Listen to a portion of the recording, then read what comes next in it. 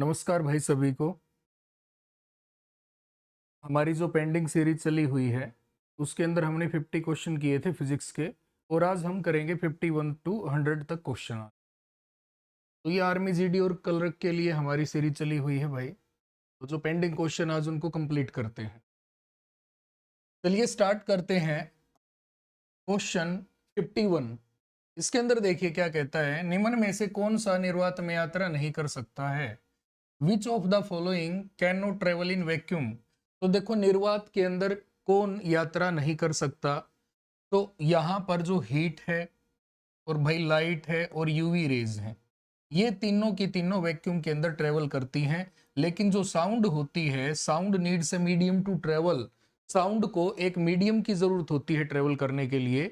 इसलिए इस क्वेश्चन का आंसर हमारा क्या बनेगा भाई, ध्वनि, बी साउंड बनेगा। क्योंकि साउंड को पार्टिकल्स की नीड होती है, पार्टिकल्स की नीड होती है। साउंड एक पार्टिकल से दूसरे पार्टिकल के अंदर चलती रहती है।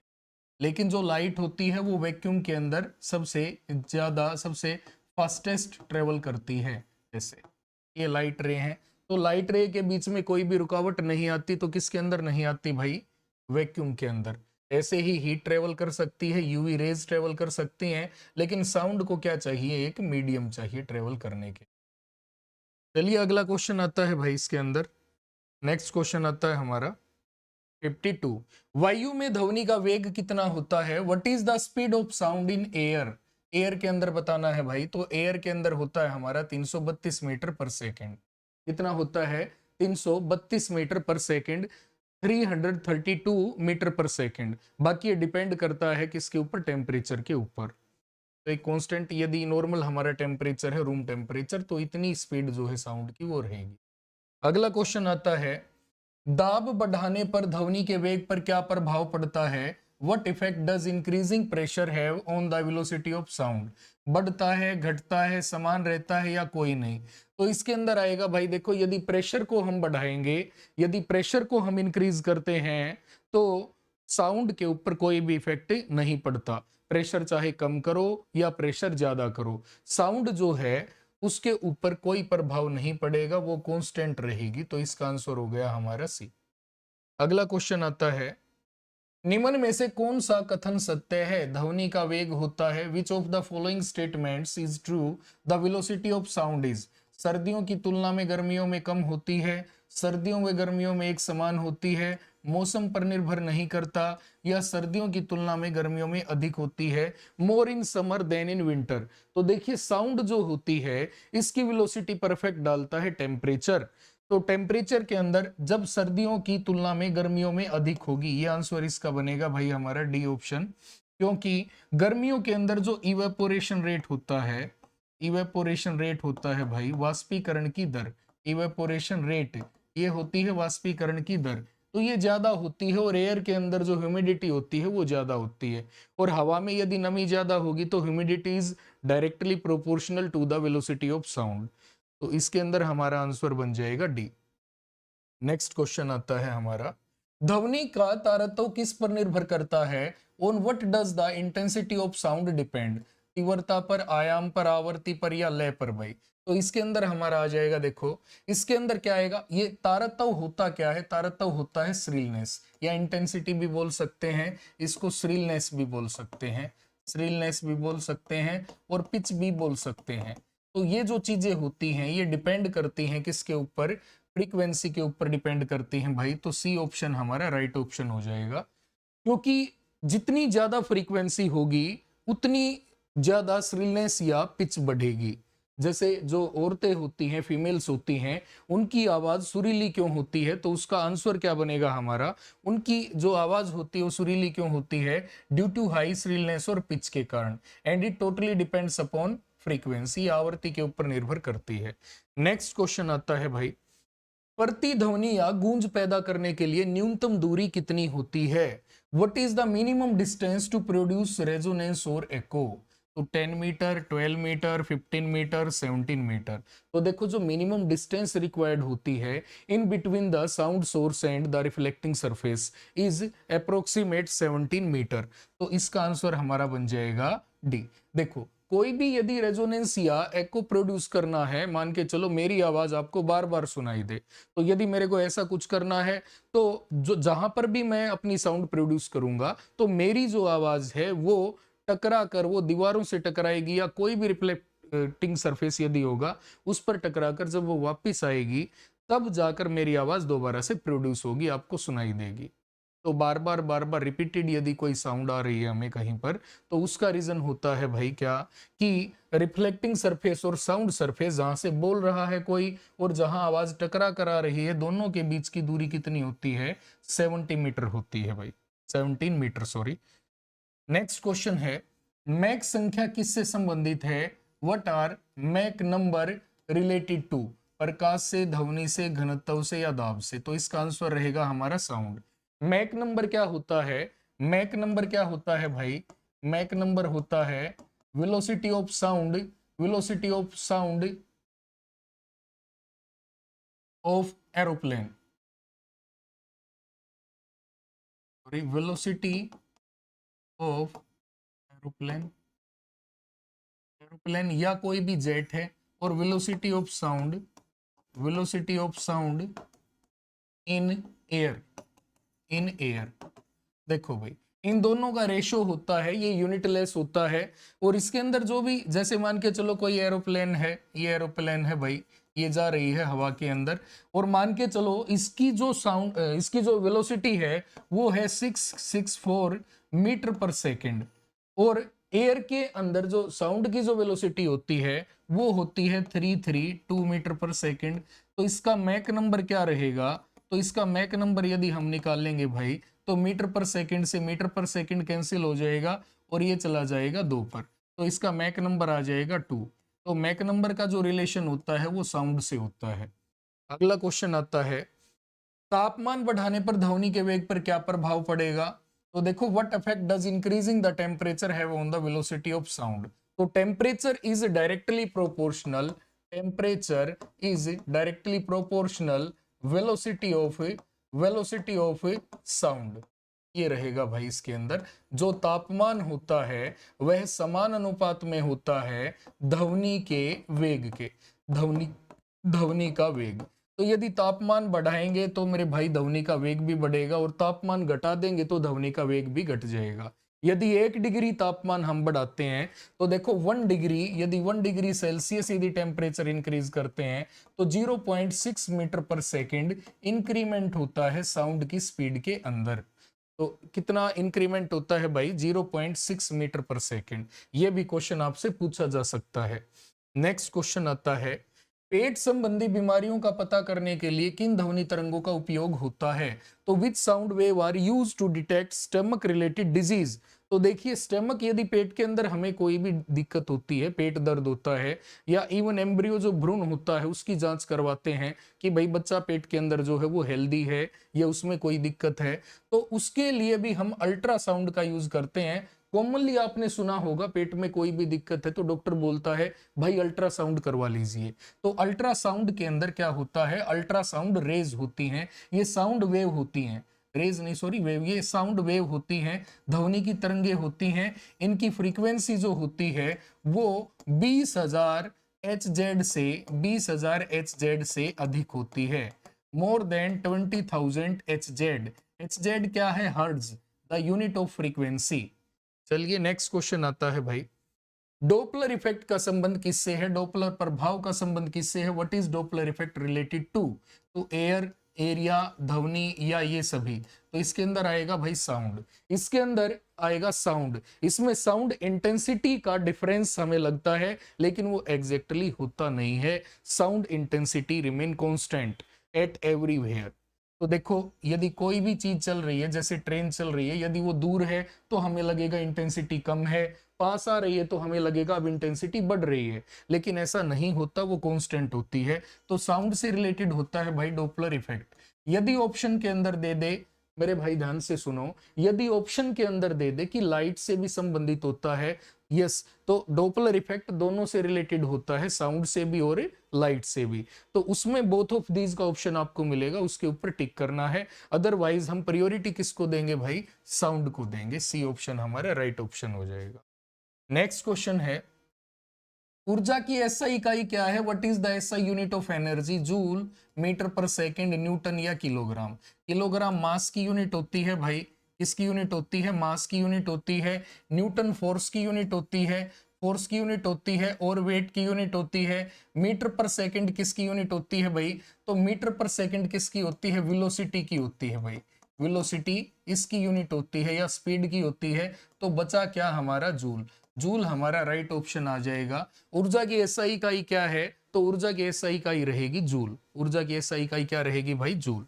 नेक्स्ट क्वेश्चन आता है, गतिज ऊर्जा का सूत्र बताओ। Give the formula of kinetic energy. mgh, half mv square, m into v, ये सभी। तो m इंटू वी जो होता है ये मोमेंटम का होता है भाई। मोमेंटम क्या होता है? मोमेंटम होता है संवेग, ये संवेग का फार्मूला होता है हमारा। और जो हाफ mv स्क्वायर है ये काइनेटिक एनर्जी का फार्मूला है, तो इस पे टिक कर देंगे। mgh हमारा पोटेंशियल एनर्जी का फार्मूला होता है, तो इसका बी ऑप्शन जो है वो राइट ऑप्शन हो जाएगा भाई। अगला क्वेश्चन आता है, स्थितिज ऊर्जा का सूत्र बताइए। What is the formula of potential energy? मैंने अभी जस्ट बताया आपको कि mgh जो होता है ये किसका फार्मूला होता है भाई? ये होता है पोटेंशियल एनर्जी का। तो ये हमारा आंसर बन जाएगा। ये काइनेटिक एनर्जी का है, ये फोर्स का है, मास इनटू एक्सीलरेशन, और ये मोमेंटम का है। तो इसका आंसर हमारा बनेगा mgh, mass into gravity into height. Next आता है भाई, कार्य की एसआई इकाई क्या है? What is the SI unit of work? Second, metre, newton या जूल? तो कार्य या कोई भी ऊर्जा या वर्क, मैंने पहले ही बताया था आपको, उसकी एसआई यूनिट क्या रहेगी? जूल भाई। क्या रहेगी? जूल। ये टाइम की एसआई यूनिट होती है, और मीटर लेंथ की यूनिट होती है, डिस्टेंस की, और न्यूटन जो है ये फोर्स की और वेट की होती है। अगला क्वेश्चन आता है, कार्य का सूत्र बताइए। What is the formula of work? Tell the formula of work. F is equal to m into a. तो m इंटू ए क्या है? मास इंटू एक्सीलरेशन, ये फोर्स है, ये नहीं आएगा। P is equal to m into v, ये momentum है। मास इंटू वेलोसिटी, ये भी नहीं आएगा। W is equal to F into s. Work is equal to force into displacement, ये बिल्कुल सही है। सी ऑप्शन हमारा राइट ऑप्शन हो जाएगा भाई। अगला क्वेश्चन आता है, 1 किलोवाट कितने वाट के बराबर होता है? 1 kilowatt is equal to how many watts? 100 watt, 200 watt, 500 watt, 1000 watt. तो 1 किलोवाट, 1 किलोवाट के अंदर 1000 वाट होते हैं। 1 किलोवाट के अंदर कितने वाट होते हैं भाई? 1000 वाट होते हैं, ये याद रखना है। नेक्स्ट है, 1 किलोवाट का मान बताइए। तो 1 किलोवाट का मान देखो, ये बहुत बार ये पूछा गया है, रेलवे भी ये क्वेश्चन पूछता है, और जो भी अच्छे लेवल के एग्जाम होते हैं उनके अंदर भी ये क्वेश्चन बार बार पूछा जाता है। तो एक बार इसको देखो, हम इस पर डायरेक्ट इस पर निशान नहीं लगाएंगे, पहले मैं समझाता हूं आपको। तो 1 किलोवाट का मान बताना है इसके अंदर। ये जिलो और ये जूल दे दिया लास्ट में, यूनिट इसकी। तो देखो यहाँ पर किलोवाट नहीं आएगा भाई, यहाँ पर आएगा किलोवाट आवर। यहाँ पर क्या आएगा भाई? किलोवाट आवर आएगा। यहाँ पर क्या आएगा? Kilowatt hour. किलोवाट आवर, ये किलोवाट घंटा आएगा भाई, ये आएगा भाई किलोवाट घंटा। तो इसके अंदर देखो, मैंने लिखा 1 किलोवाट आवर। तो 1 किलोवाट के अंदर कितने वाट होंगे भाई? 1000 वाट होंगे। इनटू में 1 आवर में कितनी सेकंड होती हैं भाई? तो इसके अंदर होती हैं 3600 सेकंड, 3600 सेकंड्स। तो 1000 वाट को मैं क्या लिख सकता हूं? Joule by second into 3600 second. तो सेकंड से सेकंड कैंसिल हो जाएगा, क्या बचेगा भाई? 36 इंटू 10⁻⁴। तो देखो 3 जीरो यहाँ पर है, 2 जीरो यहाँ पर है, मैं 5 पावर लिख सकता हूँ। ये आ गया हमारा जूल। लेकिन यहाँ पर ऑप्शन में ऐसा कुछ नहीं है, तो मैं क्या लिखूंगा भाई? तो मैं लिखूंगा 3.6 इंटू 10⁻⁶ जूल। क्योंकि यहाँ पर यदि पॉइंट आता है तो यहाँ पर पावर क्या हो जाएगी? बढ़ जाएगी भाई। तो ये हमारी वैल्यू है। तो 3.6 देखिए किसके अंदर है? ये तो नहीं है, ये रहा बी। बी ऑप्शन के अंदर है 3.6 इंटू 10⁻⁶ जूल। तो 1 kilowatt hour is the unit of energy. ये भी एक एनर्जी की यूनिट होती है भाई। घर के अंदर जो बिजली का बिल आता है हमारे, इसी के आधार पर आता है। 1 kilowatt hour is equal to 1 unit.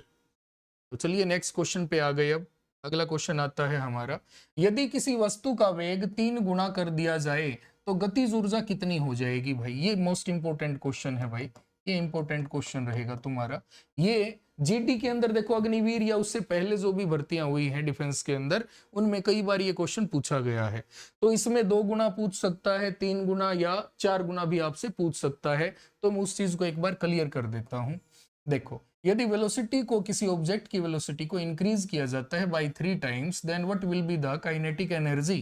तो यहाँ पर 2 टाइम्स हो जाएगी, 4 टाइम्स, 6 टाइम या 9 टाइम। तो ऐसा क्वेश्चन यदि आता है तो देखिए मैं एक बार ये करके बताता हूं आपको। तो हाफ एम वी स्क्वायर, तो कितनी हो गई भाई? इसका यदि मैं इक्वल इसको करके देखता हूं, देखो 1/2 एम वी की जगह पे क्या रखेंगे? 3, तो 3v का स्क्वायर। तो देखो 1/2 से 1/2 कैंसिल हो गया, m से m कैंसिल हो गया, तो v square is equal to 3 3 जा 9 v स्क्वायर। तो v स्क्वायर से v स्क्वायर कैंसिल हो गया, तो यहाँ 1 बचा और यहाँ 9, तो 1:9। मतलब पहले 1 थी तो अब कितनी हो गई? 9। तो ये हमेशा स्क्वायर के अंदर याद करना है। यदि यहाँ पर 2 दिया जाएगा तो 4 टाइम हो जाएगी, 3 दिया जाएगा तो 9 टाइम हो जाएगी, 4 दिया जाएगा तो यहाँ पर 16 टाइम हो जाएगी। तो भाई इसका आंसर हमारा क्या रहेगा? 9 टाइम्स, 9 गुना हो जाएगी। ये क्वेश्चन काफी ज्यादा इंपॉर्टेंट है। चलिए नेक्स्ट क्वेश्चन पे चलते हैं। अगला है, ध्वनि ऊर्जा को विद्युत ऊर्जा में कौन बदलता है? तो ध्वनि ऊर्जा जैसे कि मैं बोल रहा हूं अब, और इसको साउंड एनर्जी को इलेक्ट्रिकल एनर्जी के अंदर कौन कन्वर्ट करेगा? What converts sound energy into electrical energy? तो आएगा इसका भाई माइक्रोफोन। इसका क्या आ जाएगा भाई? माइक्रोफोन ऐसी चीज होती है जो साउंड एनर्जी को इलेक्ट्रिकल एनर्जी के अंदर कन्वर्ट करती है। और डायनामो भी कई बार पूछा जाता है, डायनामो है या जनरेटर है, तो ये क्या करते हैं भाई? तो डायनामो या जनरेटर क्या करते हैं? ये इलेक्ट्रिकल एनर्जी को मैकेनिकल एनर्जी के अंदर कन्वर्ट करते हैं। नेक्स्ट क्वेश्चन आता है, 1 किलो जूल में कितने जूल होते हैं? How many joules are there in 1 kilo joule? तो भाई 1 किलो जूल के अंदर होंगे 1000 जूल। ये हमारा आंसर है। बिल्कुल आसान क्वेश्चन है। कई बार बिल्कुल इजी क्वेश्चन भी पूछ लिया जाता है, इसलिए मैंने कुछ इजी क्वेश्चन भी इसके अंदर ये डाले हैं। नेक्स्ट आता है, विद्युत शक्ति की इकाई बताओ। Tell the unit of electric power. तो देखो इलेक्ट्रिक पावर इसने पूछा, विद्युत शक्ति, तो पावर की जो यूनिट होती है भाई वो क्या रहेगी मेरे भाई? वाट। तो क्या रहेगी पावर की यूनिट?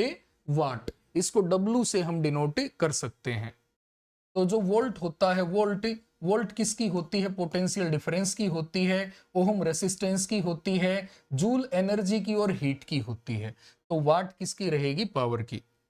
नेक्स्ट क्वेश्चन है, एक अश्व शक्ति में कितने वाट होते हैं? How many watts are there in 1 horse power? तो 1 horse power is equal to 746 watt भाई। तो देखो 746 वाट होते हैं एक हॉर्स पावर में। 1 HP जैसे ट्रैक्टर के इंजन भी होते हैं, तो बड़ी जो कई बार मोटर होती हैं उनकी पावर हॉर्स पावर के अंदर मापी जाती हैं। तो जो घर के अंदर जो मोटर होती हैं, जो पानी वाली मोटर होती है हमारी, वो भी HP के अंदर आती हैं, 1 हॉर्स पावर की, 2 हॉर्स पावर की। तो 1 हॉर्स पावर के अंदर वाट कितने होते हैं? तो 746 वाट होते हैं। डेली यूज की चीज है भाई, ये बिल्कुल आसान तरीके से याद करेंगे। नेक्स्ट है, 1 कैलोरी, 1 कैलोरी में लगभग कितने जूल होते हैं? Approximately how many joules are there in 1 calorie? तो 1 कैलोरी के अंदर जूल बताने हैं भाई। तो 1 कैलोरी के अंदर जूल कितने होते हैं? 4.2 जूल। ये हमारा आंसर रहेगा भाई। नेक्स्ट क्वेश्चन है, शक्ति का सूत्र बताइए। तो power is equal to work upon time, बिल्कुल सही है। Power is equal to potential difference into current, ये भी बिल्कुल ठीक है। और P इज इक्वल टू, यहाँ पर V की जगह पे IR रखेंगे तो I स्क्वायर R आ जाएगा, ये भी बिल्कुल ठीक है। तो ये सभी ऑल ऑफ दीज, ये सारे के सारे जो फार्मूलाज हैं ये किसके हैं भाई? पावर के। लेकिन बेसिक फार्मूला आपसे ये पूछ सकता है। चलिए नेक्स्ट आता है अगला क्वेश्चन, किलोवाट घंटा किसकी इकाई है? मैंने थोड़ी देर पहले आपको बिल्कुल समझाया भी था। ये what is the unit of, ये नहीं आएगा, किलोवाट आवर। तो किलोवाट आवर किसकी इकाई है भाई? तो समय की, शक्ति की, विद्युत ऊर्जा की, कोई नहीं, तो इलेक्ट्रिकल एनर्जी की। तो देखो 1 किलोवाट आवर जो होता है, 1 किलोवाट आवर जो होता है, ये 1 यूनिट के बराबर होता है। हमारे घर के अंदर जो बिजली का बिल आता है, जैसे 10 यूनिट आया और 1 यूनिट का खर्चा 5 रुपए है, तो 10 इंटू 5 तो क्या आ जाएगा, 50 हमारा आंसर आ जाएगा। ये आएगा इसके अंदर। 76 क्वेश्चन आपका आ गया है। बांध में भंडारित जल में कौन सी ऊर्जा होती है? What energy is present in the water stored in the dam? तो देखो, बांध होता है मेरे भाई एक हाइट के ऊपर बना होता है बांध। ये एक हाइट है, इसके ऊपर ये डैम बना होता है ऐसे इस तरीके से। यहाँ बड़ा सारा गेट होता है, जब इसको खोला जाता है तो इसमें से पानी नीचे पड़ता है। तो इसके अंदर जो पानी स्टोर है ये एक हाइट के ऊपर होता है, ये एक हाइट के ऊपर होता है, ये एक एल्टीट्यूड के ऊपर होता है। तो जो भी हाइट के ऊपर होता है और ग्रेविटी काम करती है, वहां पर पोटेंशियल एनर्जी होती है मेरे भाई। तो इसका फार्मूला होता है mgh। तो देखो इसके अंदर जो पानी ऊपर स्टोर किया गया है उसके अंदर पोटेंशियल एनर्जी है। और यदि ये पूछ लेता कि नदी में बहते हुए जल के अंदर कौन सी एनर्जी होती है, तो उसमें काइनेटिक एनर्जी होती है भाई। नेक्स्ट क्वेश्चन है, गतिज ऊर्जा प्लस स्थितिज ऊर्जा क्या कहलाती है? What is sum of kinetic energy and potential energy? तो देखो, kinetic energy plus potential energy ये होती है मैकेनिकल एनर्जी के बराबर, यांत्रिक ऊर्जा के बराबर होती है। तो भाई सी ऑप्शन हमारा राइट ऑप्शन हो जाएगा इसके अंदर। नेक्स्ट क्वेश्चन है, 1 जूल कितने अर्ग के बराबर होता है? तो अर्ग में आ जाएगा भाई 10⁻⁷ अर्ग।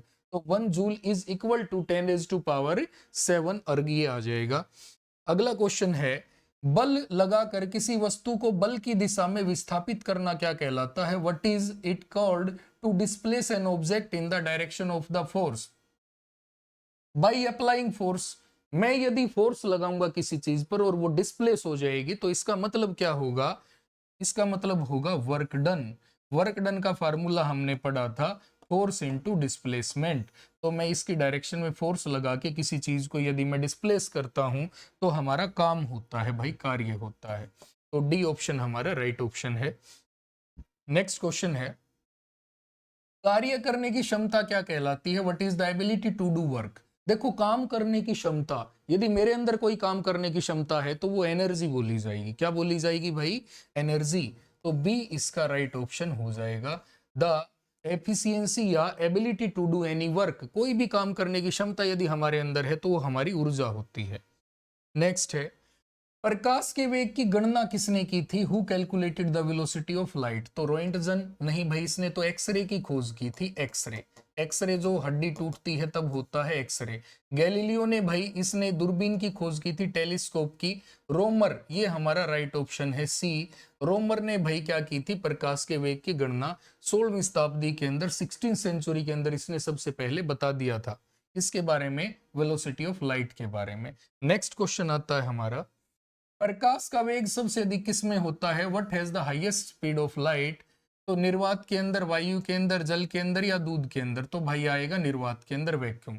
क्योंकि लाइट वहां से ज्यादा फास्टली ट्रेवल करेगी जहां कोई भी रुकावट नहीं होगी। और रुकावट कहां नहीं होगी भाई? रुकावट नहीं होती वैक्यूम के अंदर, क्योंकि सॉलिड के जो पार्टिकल होते हैं वो तो बिल्कुल क्लोजली पैक्ड होते हैं, यहां से तो लाइट नहीं जा सकती भाई। फिर आएगा लिक्विड, लिक्विड के थोड़े से दूर होते हैं, यहां से लाइट जा सकती है। और फिर आएगा गैस, गैस के भी पार्टिकल हैं, तो एक आधा इसके अंदर भी रे रुकेगी, लेकिन बाकी सारे निकल जाएंगी। मैक्सिमम स्पीड किसके अंदर होगी? वैक्यूम के अंदर। इसके अंदर एक भी पार्टिकल नहीं है तो इसके अंदर स्पीड सबसे ज्यादा हो जाएगी भाई इसके अंदर। नेक्स्ट आता है, अगला पार्ट आता है भाई, अगला क्वेश्चन आता है, फोटोन सिद्धांत किसने दिया? Who gave the photon theory? Albert Sabin, Albert Einstein, ये दोनों या कोई नहीं? तो अल्बर्ट आइंस्टीन ने भाई। तो फोटोन प्रिंसिपल दिया था इन 1905, 1905 के अंदर अल्बर्ट आइंस्टीन ने दिया था भाई। ये हमारा आंसर बन जाएगा। अल्बर्ट सेबिन जो थे, इन्होंने पोलियो के लिए ड्रॉप बनाई थी। इन्होंने क्या बनाई थी? पोलियो के लिए ड्रॉप बनाई थी भाई। नेक्स्ट क्वेश्चन है, निर्वात में प्रकाश का वेग कितना होता है? इंपॉर्टेंट क्वेश्चन है। तो ये जो वेग होता है ये तो कांच के अंदर होता है, ग्लास के अंदर, ये आएगा सी ऑप्शन। क्या आ जाएगा? C option. 3 × 10⁸ मीटर पर सेकेंड। यदि यही किलोमीटर के अंदर दिया गया है तो 10⁻⁵ मिलेगी 5। क्या मिलेगी भाई? 5। नेक्स्ट आएगा, प्राथमिक रंग छाटिए, शॉर्ट आउट प्राइमरी कलर्स। तो हरा पीला नीला, हरा काला नीला, लाल हरा नीला। तो देखो इसके लिए हम याद रखेंगे RBG। इस प्रकार से एक ट्रिक है ये रेड बन जाएगा और ये क्या बन जाएगा भाई, ये ब्लू बन जाएगा और ये बन जाएगा ग्रीन। तो ये हमारे प्राइमरी कलर होते हैं, प्राथमिक रंग होते हैं। नेक्स्ट क्वेश्चन है समतल दर्पण कैसा प्रतिबिंब बनाता है? तो देखो what kind of image does a plane mirror form?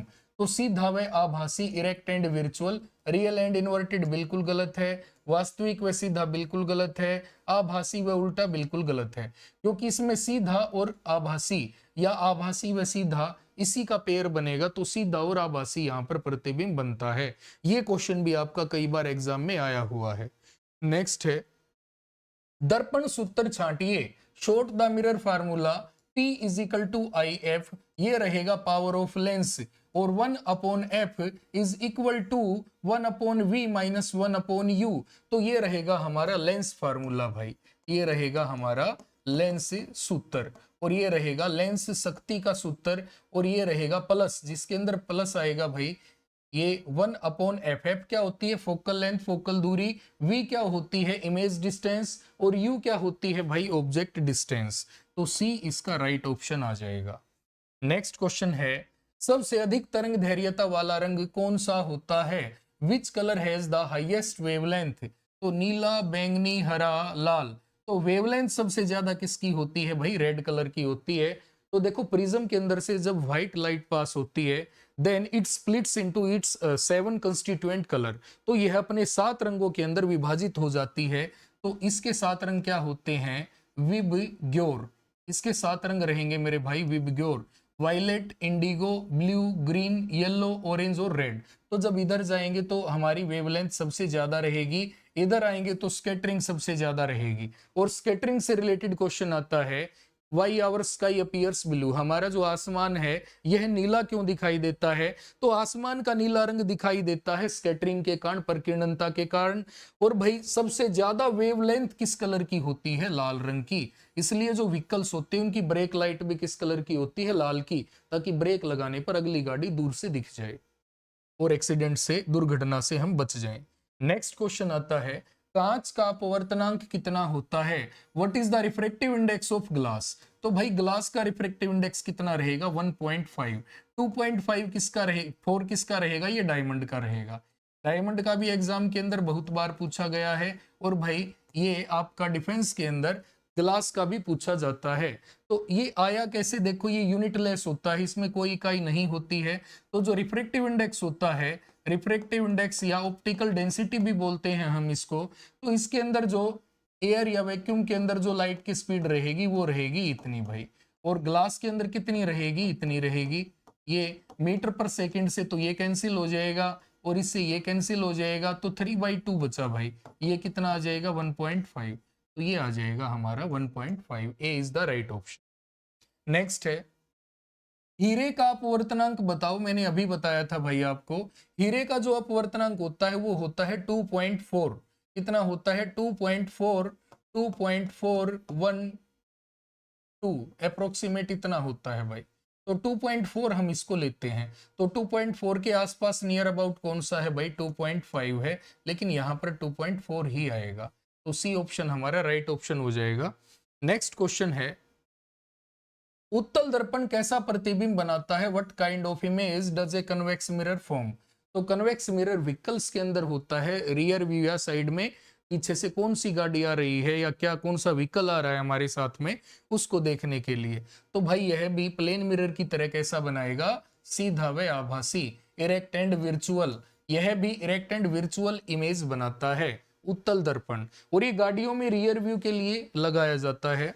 Next question है लेंस सूत्र क्या होता है? मैंने आपको बताया था, जिसमें माइनस आएगा वो लेंस सूत्र है, प्लस आएगा वो मिरर फार्मूला है, और ये हमारा पावर ऑफ लेंस का फार्मूला होता है। तो यहाँ पर ये हमारा आंसर बन गया 1/F is equal to 1/V minus 1/U। Here F represents the focal distance, V represent the image distance and U represent the object distance। Next question आता है भाई लेंस में प्रकाश की कौन सी घटना होती है? Which phenomena of light occurs in the lens? तो लेंस के अंदर क्या होगा भाई, अपवर्तन, रिफ्रैक्शन, क्योंकि यहां पर क्या होगा, मीडियम चेंज होता है और जब एक माध्यम से दूसरे माध्यम में प्रकाश की किरण जाती है तो अपवर्तन की घटना होती है। अपवर्तन की घटना किसके अंदर होगी, लेंस के अंदर। दर्पण के अंदर क्या होगा, रिफ्लेक्शन, परावर्तन, क्योंकि दर्पण के अंदर क्या होता है, लाइट रे टकराई और वापिस आती है, और ऐसा फिनोमेना, ऐसी घटना जिसमें लाइट रे टकरा कर वापिस आती है वो क्या कहलाती है भाई, परावर्तन। तो यहां पर लेंस है तो लेंस में हमारा आंसर बन गया अपवर्तन।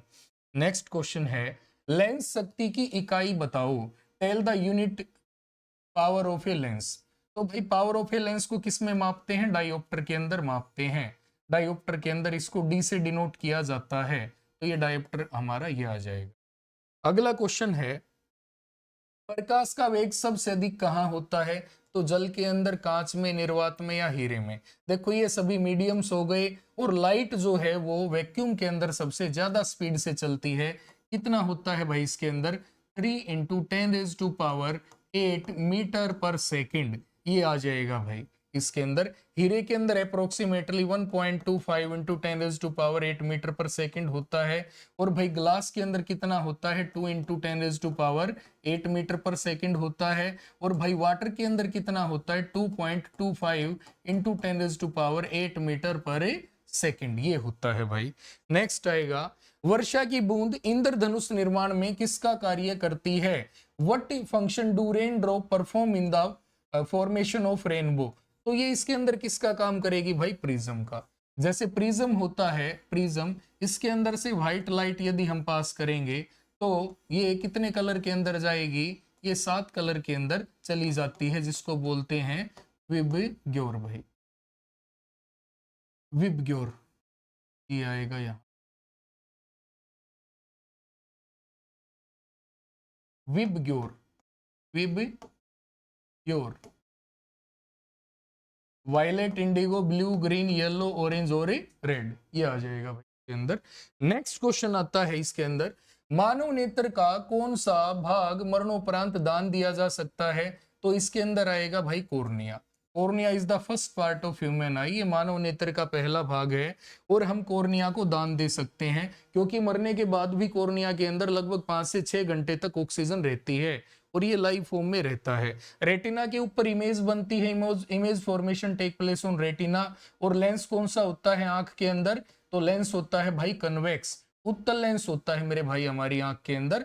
और आइरिस परितारिका होती है, इसके कारण आंखें विभिन्न रंगों की होती हैं, किसी की ब्राउन होती है, किसी की लाइट येलो, किसी की ग्रीन होती है, किसी की ब्लैक होती है, तो वो आइरिस के अंदर एक फ्लूइड के कारण होती हैं।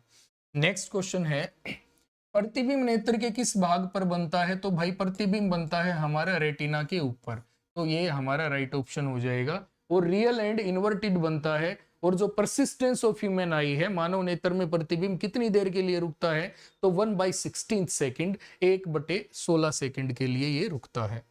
नेक्स्ट आता है, निकट दृष्टि दोष के निवारण में कौन सा लेंस उपयोग करते हैं। तो भाई निकट दृष्टि दोष मायोपिया होता है, which lens is used to correct near sightness या मायोपिया। मायोपिया भाई, तो मायोपिया क्या होता है, जिसके अंदर जो नियर विजन है वो क्लियर होता है लेकिन फार विजन ब्लर होता है, नजदीक का साफ दिखता है लेकिन दूर का धुंधला दिखता है। तो इसके अंदर अवतल लेंस का हम प्रयोग करते हैं, कनकेव लेंस का यूज किया जाता है भाई। लास्ट क्वेश्चन आ गया हमारा, किसी वस्तु को स्पष्ट देखने के लिए वस्तु व नेत्र के बीच की दूरी बताओ। To see an object clearly tell the distance between the object and the eye. तो देखो इसके अंदर क्या चीज आएगी, यदि मैं कोई भी चीज अच्छे तरीके से देखना चाहता हूं, बिल्कुल क्लियर विजन मेरा, मतलब नियर पॉइंट, जैसे फार पॉइंट है, फार पॉइंट हमेशा ह्यूमन आई का कितना रहता है, इनफाइनाइट, हमें नहीं पता कितनी दूर तक का हम देख सकते हैं यदि कोई भी रुकावट ना आए तो नजदीक का देखने के लिए 25 सेंटीमीटर, या 25 सेंटीमीटर नहीं दे रखा हो तो 10 इंच दिया मिलेगा मेरे भाई। 1 इंच कितने के बराबर होता है, 2.5 सेंटीमीटर, तो ये इतना ही आ जाएगा बाद में, ये होता है इसके अंदर। देखो कई बच्चे ऐसा बोलते हैं कि सर पीडीएफ शेयर कर दो आप, तो पीडीएफ के अंदर देखो आप डायरेक्ट क्वेश्चन पढ़ेंगे, लेकिन मैं यहाँ पर जो क्वेश्चन करवा रहा हूँ तो लगभग एक क्वेश्चन से हम 2 से 3 क्वेश्चन तक भी कर लेते हैं। तो इसके नियर अबाउट जो भी क्वेश्चन बनते हैं मेरे भाई, हम वो सभी क्वेश्चन इसके अंदर करते हैं। इसलिए वीडियो को ध्यान से देखोगे तो आपका फायदा होगा इसके अंदर। और इसी के साथ चलते हैं, फिर नेक्स्ट वीडियो लेके आएंगे आपके लिए जिसमें फिजिक्स को कंप्लीट करा देंगे। भाई पढ़ते रहिए मन लगा के, बिल्कुल आपका एग्जाम काफी नजदीक है और ज्यादा से ज्यादा सिलेक्शन रेट लेके आइए। थैंक यू, जय हिंद दोस्तों।